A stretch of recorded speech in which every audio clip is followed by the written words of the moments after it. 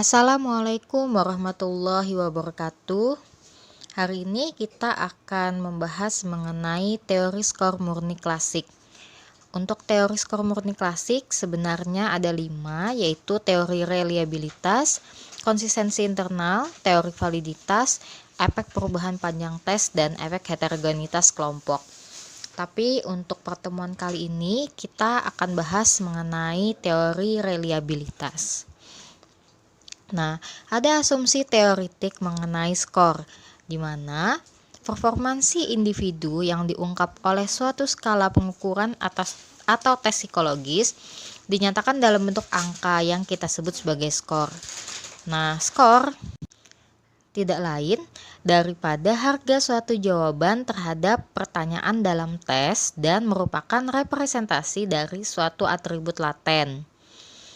Nah, skor kuantitatif yang langsung diperoleh dari pengukuran dan belum diolah atau belum diderivasikan itu adalah kita sebut sebagai skor perolehan, atau yang selanjutnya kita akan sebut sebagai skor tampak dan kita beri simbol dengan X. Bersama dengan itu, bagi setiap individu yang mendapatkan skor tampak X, terdapat pula angka lain yang merupakan skor sesungguhnya. Nah, skor sesungguhnya adalah angka performansi yang benar dan merupakan representasi murni dari atribut laten yang tidak pernah dapat kita ketahui besarnya oleh karena tidak dapat diungkap secara langsung oleh tes. Nah, skor sesungguhnya atau true score nanti ini selanjutnya akan kita sebut sebagai skor murni dan dilambangkan oleh huruf T.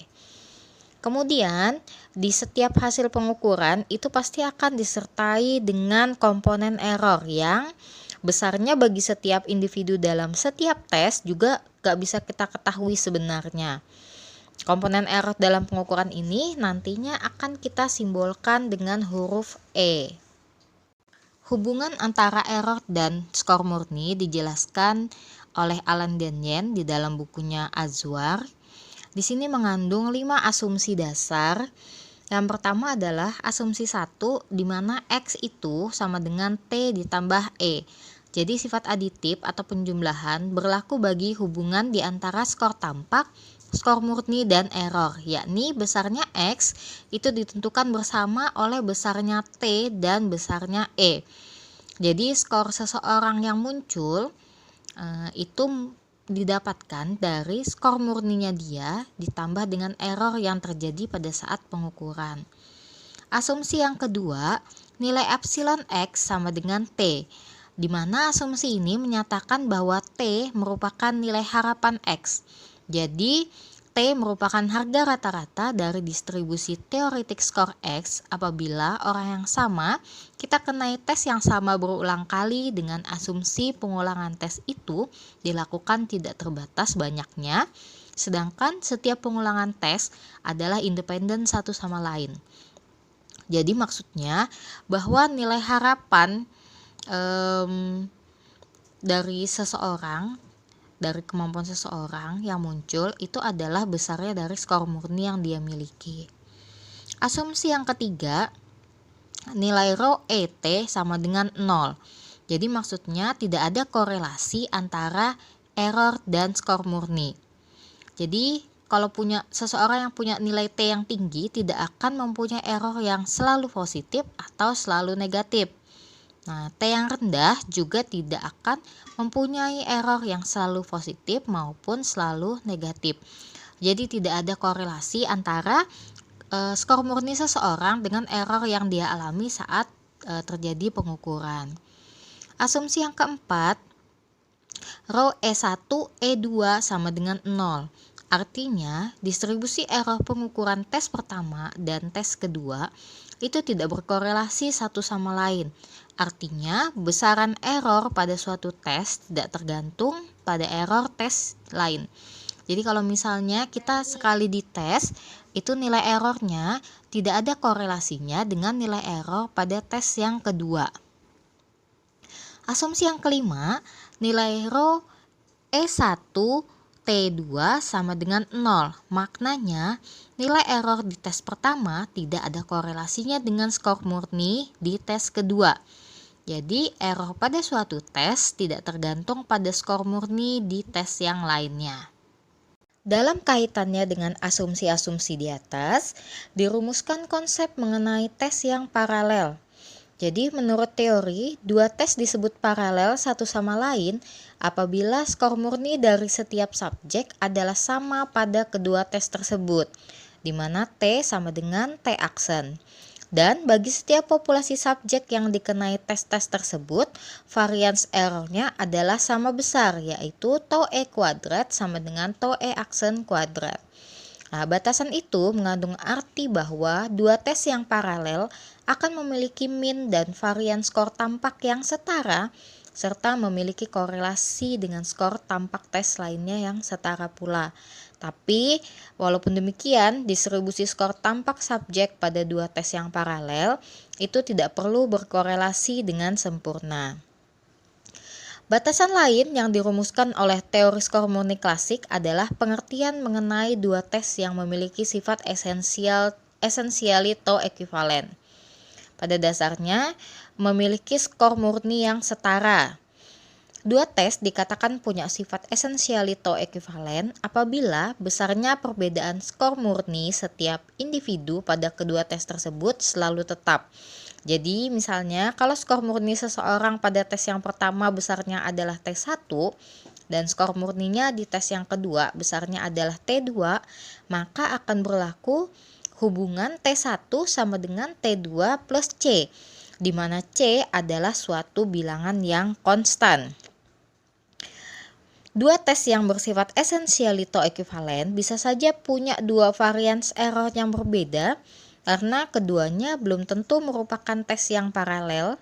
Namun, sebaliknya, kalau dua tes yang paralel tentu saja memenuhi syarat untuk disebut sebagai tes yang bersifat essentially atau ekuivalen. Reliabilitas dan error pengukuran. Nah, pada asumsi teori skor murni klasik itu mengatakan bahwa skor tampak atau X terdiri atas komponen skor murni dan komponen error dalam kadar tertentu, yaitu yang tadi ya, asumsi yang pertama, X sama dengan T ditambah E. Nah, dalam kasus yang tak terbatas, porsi error diasumsikan akan memiliki suatu distribusi dengan angka rata-rata sebesar 0 dan varians error sebesar tau E kuadrat. Semakin besar porsi varians error, maka tes akan semakin kurang reliable. Nah, sebaliknya, kalau semakin kecil porsi varians errornya, maka suatu tes akan semakin reliable. Bila dari suatu populasi individu varian skor murninya adalah tau T kuadrat dan bila varians errornya tau E kuadrat adalah sama bagi setiap individu dalam populasi tersebut, maka reliabilitas suatu tes bisa dirumuskan sebagai tau T kuadrat dibagi tau T kuadrat ditambah tau E kuadrat. Nah, selanjutnya Allen dan Yen menguraikan ada 6 cara untuk menginterpretasikan koefisien reliabilitas tes. Yang pertama, rho XX aksen sama dengan korelasi skor tampak antara dua tes yang paralel. Nah, interpretasi ini mengatakan bahwa reliabilitas tes ditentukan oleh sejauh mana distribusi skor tampak pada dua tes yang paralel itu berkorelasi. Jadi, setiap individu ketika memperoleh skor yang sama pada dua tes yang paralel dan masing-masing tes tersebut variasi skor subjeknya ada, yaitu varian skor tampaknya nggak sama dengan 0, maka tes tersebut punya reliabilitas yang sempurna dengan koefisien reliabilitas sebesar 1. Nah, tapi sebaliknya, kalau distribusi skor tampak pada suatu tes itu tidak berkorelasi sama sekali dengan distribusi skor tampak di tes paralel yang lainnya, maka bisa dikatakan bahwa kedua tes tersebut sama sekali tidak reliable dan koefisien reliabilitasnya sama dengan 0. Nah, interpretasi ini menjadi asumsi dasar dalam pendekatan reliabilitas bentuk paralel dan pendekatan reliabilitas bentuk sejajar.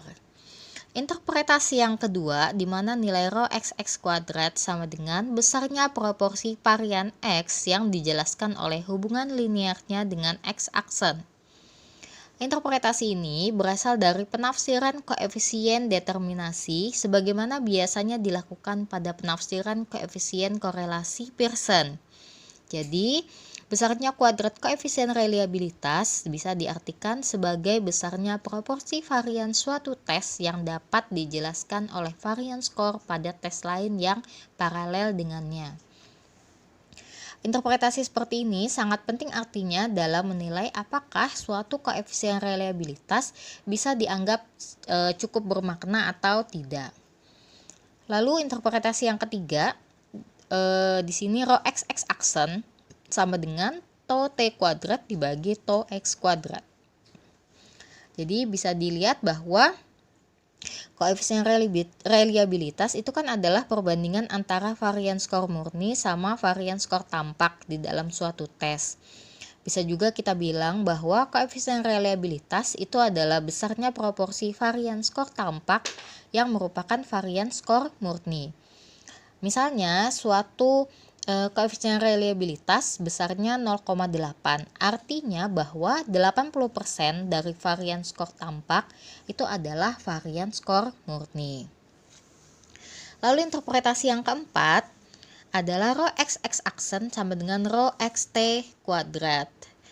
Jadi koefisien reliabilitas itu adalah kuadrat koefisien korelasi antara skor tampak dan skor murni. Jadi apabila koefisien reliabilitasnya nih misalnya 0,64, maka nilai koefisien RXT-nya itu adalah akar 0,64 sama dengan 0,8. Interpretasi yang kelima adalah rho x aksen sama dengan 1 min rho xe kuadrat. Nah, interpretasi ini itu erat kaitannya sama pengertian bahwa sejauh mana skor tampak itu mencerminkan error pengukuran akan terlihat pada penurunan koefisien reliabilitasnya. Jadi besarnya proporsi varian skor tampak yang berkaitan dengan varians errornya ditunjukkan oleh nilai rho xe kuadrat. Nah, di mana semakin besar proporsi itu, maka semakin erat kaitan antara skor tampak yang diperoleh subjek dengan error dan semakin rendah reliabilitas tesnya. Jadi kalau misalnya mau ngomongin idealnya, antara skor tampak dan error itu sama sekali tidak boleh ada korelasi. Jadi nilai korelasinya harus 0. Lalu interpretasi yang keenam adalah rho x aksen sama dengan 1 dikurang tau e kuadrat dibagi tau x kuadrat. Nah, di mana ini mengaitkan reliabilitas dengan besarnya proporsi varians error yang dicerminkan oleh varian skor tampak. Varians error dan skor murni. Asumsi konstan varian error bagi setiap individu itu adalah perbedaan koefisien reliabilitas semata-mata tergantung pada perbedaan varian skor tampaknya. Nah, semakin besar varian skor tampak, maka koefisien reliabilitasnya pun akan semakin besar. Hubungan tersebut membawa kita kepada makna reliabilitas dalam arti kecermatan tes dalam mengungkapkan skor murni seseorang. Persamaan yang ada pada slide presentasi adalah akar kuadrat dari varians error di mana persamaan ini kita namai error standar dalam pengukuran atau standar error of measurement. Nah, semakin kecil harga tau E, maka pengukuran semakin cermat dan semakin dapat dipercaya. Kecermatan hasil ukur ditunjukkan dari lebar dan sempitnya interval kepercayaan skor murni. Semakin sempit interval, maka hasil ukurnya itu semakin cermat. Interval kepercayaan skor murni itu diestimasi berdasarkan ada beberapa asumsi. Asumsi yang pertama bahwa teori skor murni klasik itu berlaku. Lalu asumsi kedua bahwa bagi kelompok subjek yang bersangkutan error pengukuran terdistribusi secara normal. Dan yang ketiga bahwa error standar pengukuran dalam populasi adalah homogen atau berlaku sama bagi setiap subjek. Kalau tiga asumsi tadi terpenuhi, maka kita bisa mencari interval nilai skor murni seseorang. Misalnya, dalam kita menghitung interval kepercayaan skor murni, di sini ada persamaannya. Jadi nilai T atau nilai skor murni itu ada di antara X min Z alfa per 2 dikali SE dan di antara X plus Z alfa per 2 dikali SE, di mana Z alfa per 2 itu adalah nilai kritis deviasi standar normal pada taraf kepercayaan yang ingin kita kehendaki. Jadi misalnya kita mau taraf kepercayaannya 90%, 95%, atau 99%. Di sini ada contoh di mana suatu tes memiliki koefisien reliabilitas sebesar 0,8 yang diperoleh dari kelompok yang punya variance skor sebesar 20. Nah, yang ditanyakan seberapa kecermatan hasil pengukuran tes tersebut. Langkah mengerjakannya, yang pertama kita tentukan dulu taraf kepercayaan. Misalnya kita gunakan taraf kepercayaan 90%, maka taraf signifikansi alfanya adalah 10% atau 0,1. Sehingga alfa per 2-nya adalah 0,1 dibagi 2, yaitu 0,05. Lalu kita mencari nilai Z alfa per 2 pada tabel deviasi normal untuk two tail, jadi dua arah ya, yaitu dengan melihat nilai P 0,05 atau nilai P 0,95 pada tabel Z, di mana nilai yang kita dapat adalah plus minus 1,65. Langkah selanjutnya adalah kita menghitung nilai error standar dalam pengukuran untuk kelompok ini.